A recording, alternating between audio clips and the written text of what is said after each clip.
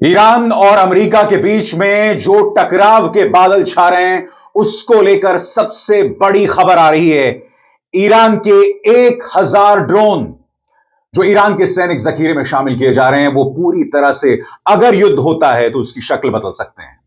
जी हां, इसको लेकर तमाम जानकारी मैं आपके सामने पेश करूंगा, मगर सबसे पहले त्वरित ब्रेकिंग न्यूज अंदाज में मैं आपको बतलाना चाहता हूं कि इस वक्त ईरान से क्या क्या बड़ी खबरें आ रही हैं। क्योंकि ऐसा लग रहा है दोस्तों कि अमेरिका जो है वो युद्ध करने का मन बना रहा है। हकीकत यह भी है कि इस वक्त अमेरिका को खाड़ी में बाकी देशों से सहयोग नहीं मिल रहा है। ऐसे में अमेरिका युद्ध कैसे करेगा हम नहीं जानते। तो ऐसे में मैं अब आपके सामने पेश कर रहा हूं अब तक की जो बड़ी खबरें इस पूरे मामले में सामने उभर कर आ रही हैं, एक एक करके आपके स्क्रीन पर। यूरोपीय संघ के विदेश मंत्रियों ने ईरान की इस्लामिक रेवोल्यूशनरी गार्ड कोर को आतंकवादी संगठन घोषित करने पर सहमति जताई है। ईयू की विदेश नीति प्रमुख काजा कालास ने तेहरान के खिलाफ सख्त कार्रवाई की मांग की है और ईरान के गृह मंत्री समेत कई अधिकारियों पर नए प्रतिबंधों की घोषणा की है। ईरान के विदेश मंत्रालय का कहना है कि आईआरजीसी पर प्रतिबंध लगाना, उसे आतंकवादी संगठन घोषित करने का यूरोपीय संघ का फैसला गैर कानूनी और राजनीतिक है। ईरान की आईआरजीसी ने कहा कि देश की सशस्त्र सेनाएं किसी भी सैन्य हालात का जवाब देने के लिए पूरी तरह तैयार हैं। ऐसा ईरान की सरकारी न्यूज एजेंसी आईआरएनए ने बताया। ईरान के मध्य प्रांत यज़्द में हालिया प्रदर्शनों के सिलसिले में पुलिस ने 27 लोगों को गिरफ्तार किया है, तस्नीम न्यूज एजेंसी की रिपोर्ट के मुताबिक। अमेरिका के रक्षा मंत्री पीटर हेगसेथ ने कहा है कि ईरान के पास अभी भी अमेरिका के पास समझौता करने की गुंजाइश है, लेकिन अगर ऐसा नहीं हुआ तो इनका विभाग वही करेगा जो ट्रंप उनसे उम्मीद करते हैं। बड़ा प्रश्न, क्या जंग होगी और क्या दुनिया इस जंग को बर्दाश्त कर सकती है? क्या मध्य पूर्व में जो तमाम खाड़ी देश हैं जो अमेरिका के पिछलग्गू माने जाते हैं, क्या वो इसे बर्दाश्त कर पाएंगे? क्योंकि जून में ईरान के परमाणु ठिकानों पर जो हमले हुए थे, उसके बाद से लेकर अब तक ईरान की जो तैयारी है वो कहीं ज्यादा है। मैं आपको बतलाने वाला हूं कि ईरान के मिलिट्री आर्सेनल में 1000 ड्रोन शामिल किए गए हैं। वैसे एक युद्ध के हिसाब से ये कोई बहुत बड़ी संख्या लगती नहीं है, मगर रणनीतिक तौर पर ये ड्रोन्स किस तरह का परिवर्तन लाएंगे, ये आपके लिए जानना बहुत जरूरी है। गौर फरमाएं, ईरान ने बढ़ते अमेरिकी ईरान तनाव के बीच अपने सेना में 1000 नए स्ट्रैटेजिक ड्रोन शामिल करने की घोषणा की है।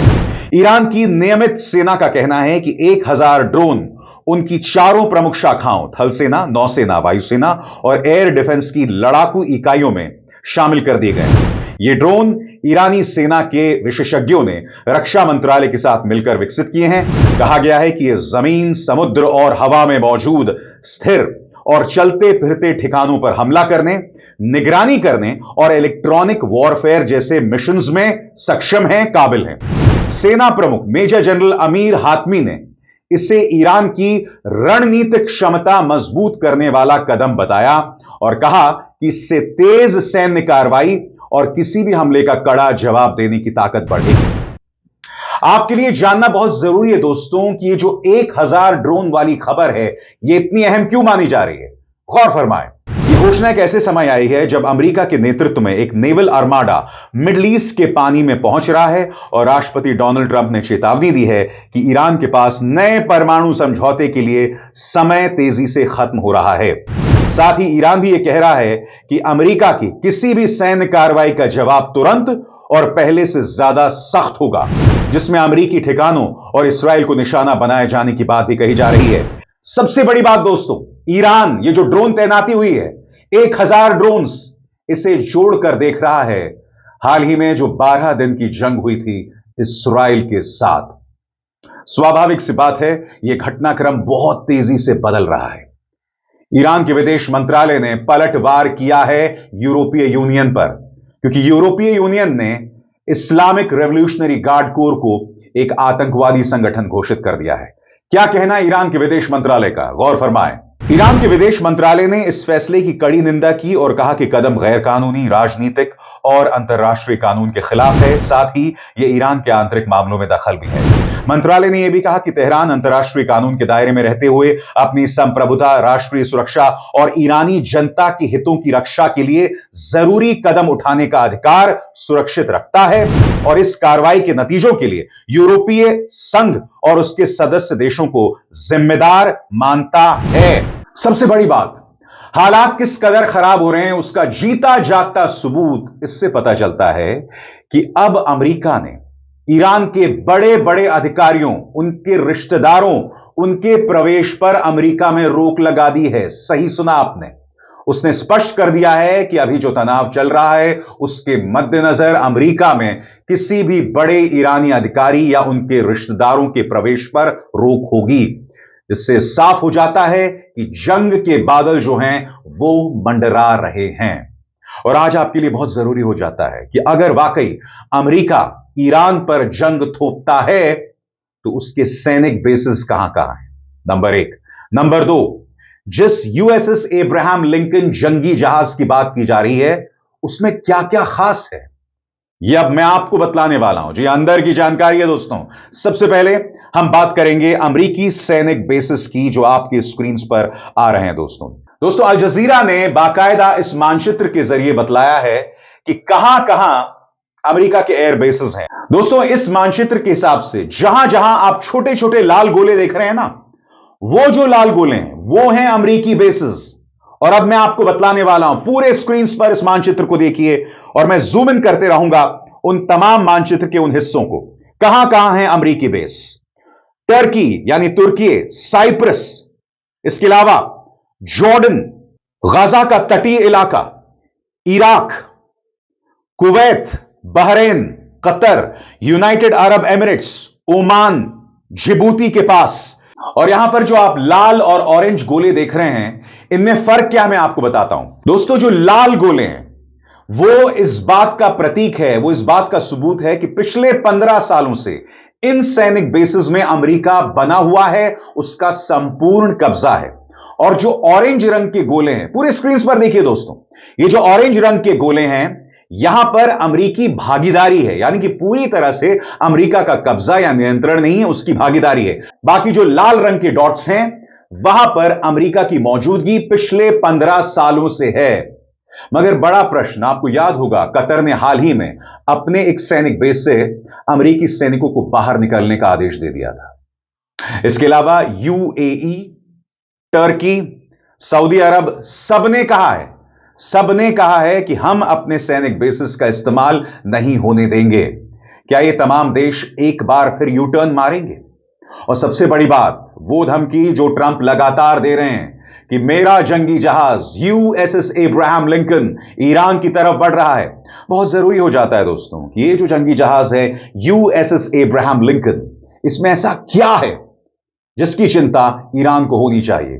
तो अब वो अंदर की जानकारी मैं आपके सामने लेकर आया हूं कि दरअसल यूएसएस एब्राहम लिंकन, इस जंगी जहाज में क्या क्या चीजें हैं, गौर फरमाएं।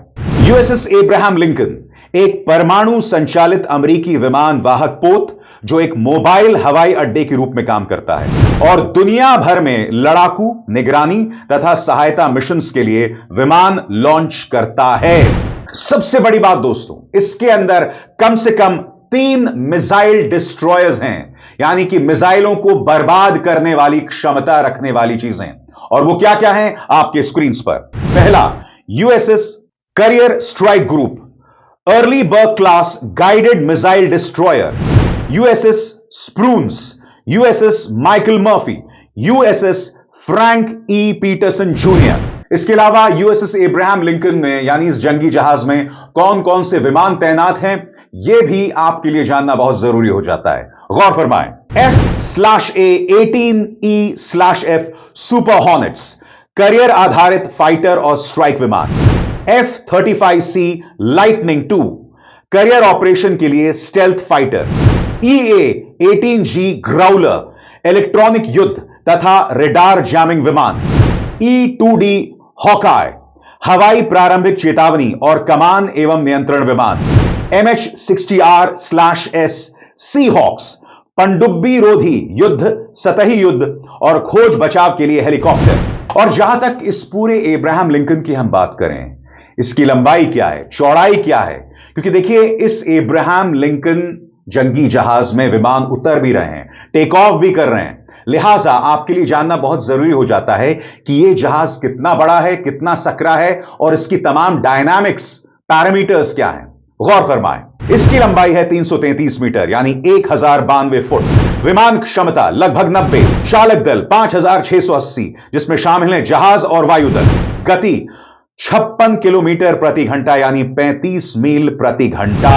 मगर हम सबके जहन में वही सवाल बना हुआ दोस्तों कि अगर जंग होती है तो इसके परिणाम क्या होंगे, और उससे भी बड़ी बात, क्या जंग होगी, क्योंकि अमेरिका जिस तरह से अपने जंगी जहाज को ईरान की तरफ भेज रहा है, अमेरिका पूरी तैयारी में है। ईरान ने भी स्पष्ट कर दिया है कि उसकी तैयारी पूरी है।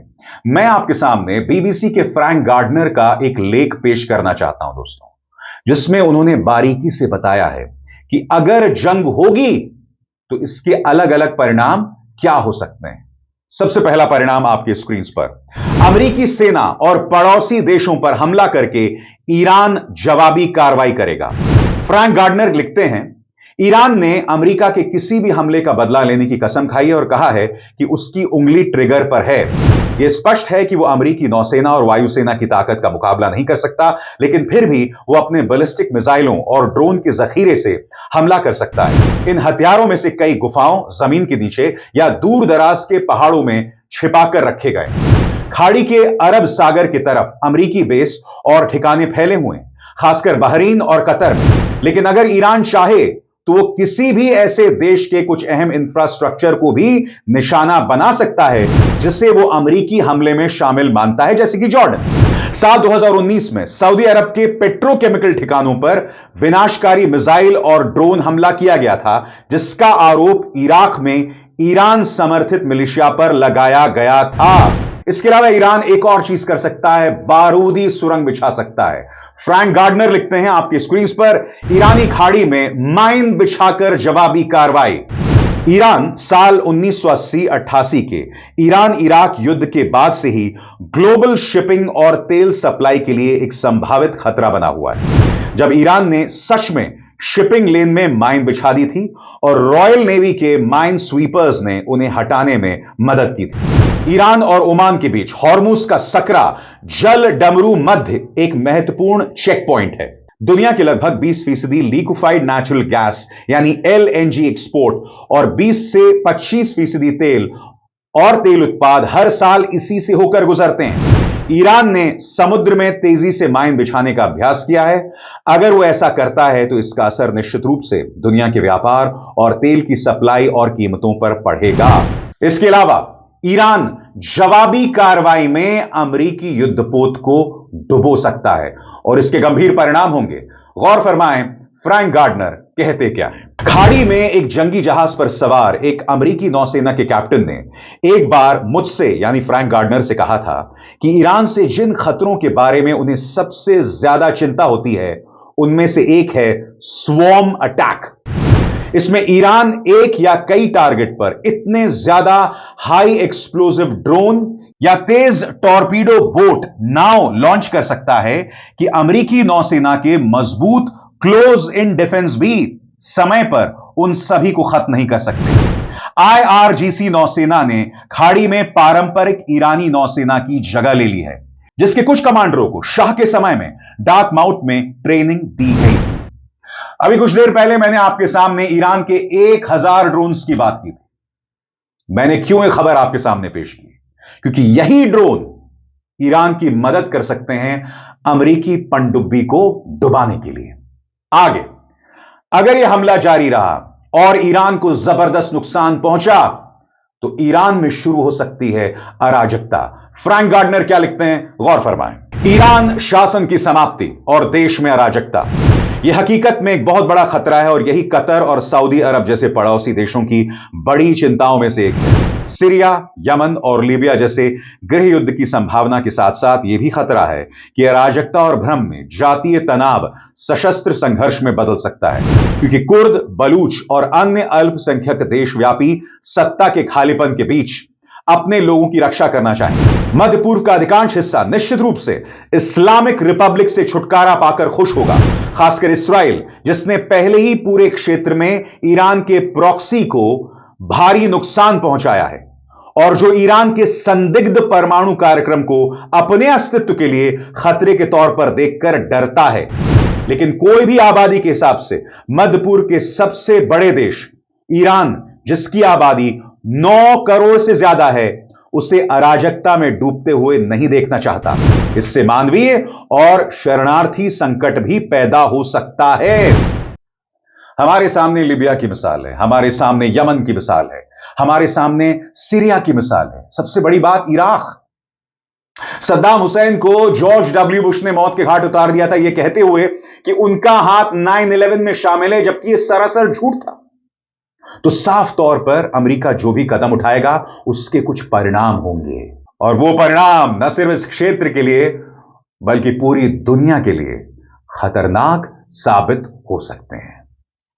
अभिसार शर्मा को दीजिए इजाजत। नमस्कार।